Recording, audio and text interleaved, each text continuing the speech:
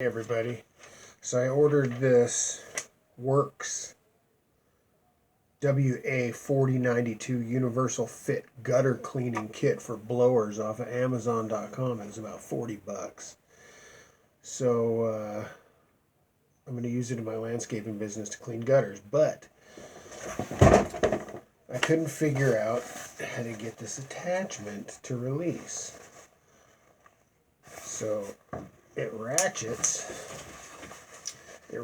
like this and gets tight, but once you do it all the way over, you can't get it off. So what you do is, instead of pushing it together like this, you push this down.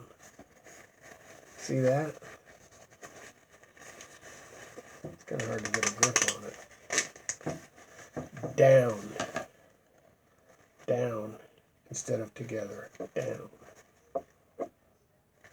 Hopefully that'll save you a little bit of aggravation in your life. Please like and subscribe. Check out my channel for more fun and amazing and time-saving videos. Thanks.